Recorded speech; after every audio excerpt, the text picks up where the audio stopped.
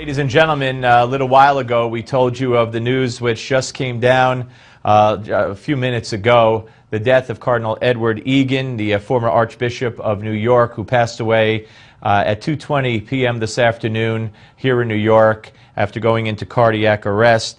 He passed away at the age of 82. Joining us right now is our friend, Monsignor Hilary Franco, advisor, permanent observer of the Holy See to the UN, and also a very, very close friend to Cardinal Edward Egan. And Monsignor, great to talk to you, sir. I'm sorry it's under these circumstances. I understand you just saw him and were with him just a few days ago. That is correct. You know, well, we were together very often, especially for some special occasions, but also on a friendly basis. We would go out, have lunch or dinner together, reminiscing about old times, because we have been friends for such a long time, actually, talking about the 60s. That goes to show you how long.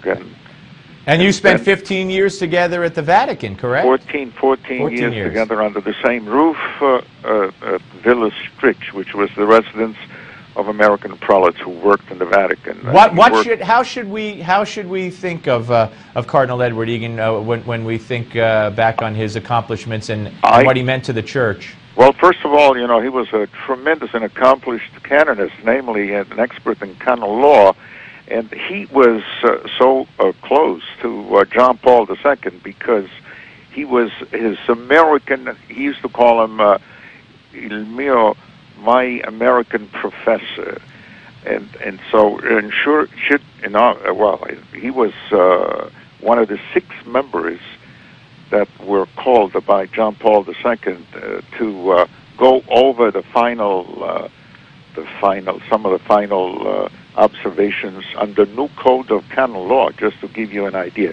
Then in 1985, he became auxiliary bishop of New York, and he was here with us in charge of education for a long time until he became bishop. He was named bishop of Bridgeport, and finally, in the year 2000, he took the place of John Cardinal O'Connor as Archbishop of New York, my Archbishop. I mean, we were friends, and then all of a sudden he became actually my Archbishop. Monsignor, talk about sense of humor. I mean, the different, you know, we know different archbishops and different cardinals that we come to see and know through the media and appearances. We learn different traits about them. What traits stick out in your mind, and will you remember about Cardinal Egan? Well, I'll tell you that he had a tremendous, sometimes, you know, dry sense of humor.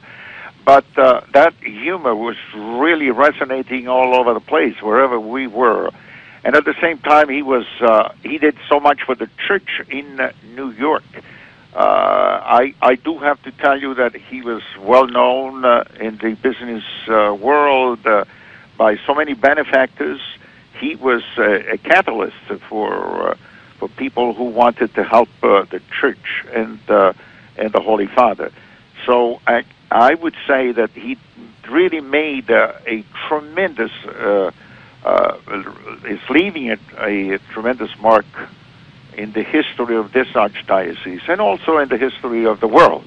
Because, I mean, the Archbishop of New York was the Archbishop of New York, and Ed Egan, even though he was originally from Chicago, he had espoused so beautifully this great city of ours. And Monsignor, personally, certainly a friend who you'll miss dearly, I would presume. Oh, definitely. You know, I was so shocked. I mean, as I said, you know, we always talked about, you know, our health problems, you know, I mean, age, because he was only a few months older than me, you know, so we were reminiscing about old times. Well, thank you for sharing, sir. I'm sorry for your loss. I'm sorry for the loss that the Church has suffered and all the people who know and loved him so much. And thank you. We look forward to seeing you here in studio soon, sir. Thank you.